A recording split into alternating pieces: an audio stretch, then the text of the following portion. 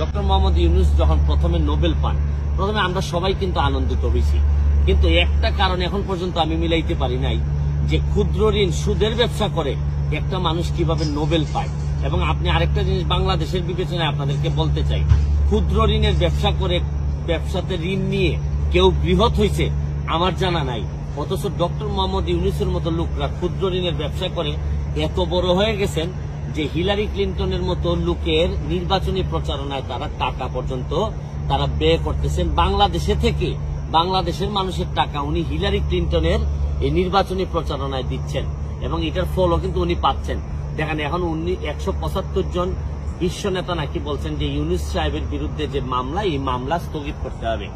আমার জীবনে আমি কোনোদিন দেখি নাই যে অন্য দেশের একটা আইনি ব্যবস্থায় কোনো মামলা হইলে এটা স্থগিতের কোনো আবেদন জানানো যায়।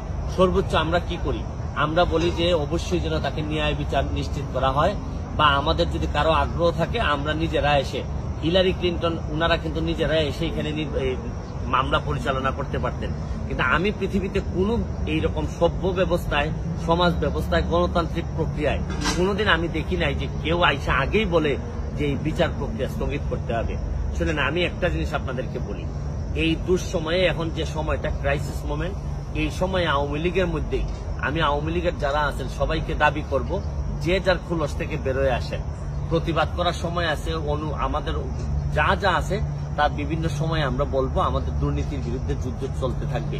কিন্তু এখন মনে রাখবেন যে জননেত্রী শেখ হাসিনা, আমি বারবার বলছি যে উনি যদি না থাকেন তাহলে আমাদের মতো মানুষের প্রতিবাদ করার সাহসও থাকবে না, কারণ উনি বঙ্গবন্ধু কন্যা বলেই আজকে আমাদের এরকম প্রতিবাদ করার সাহস আমরা পাচ্ছি।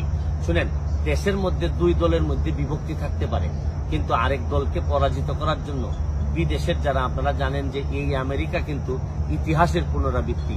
71 সালের যুদ্ধের সময় আমেরিকা আমাদের বিরোধিতা করছে, এখন যখন বাংলাদেশ যখন অন্য লেভেলে চলে যাচ্ছে উন্নয়নের দিক থেকে, তখনও কিন্তু আমেরিকা আমাদের বিরোধিতা করতেছে।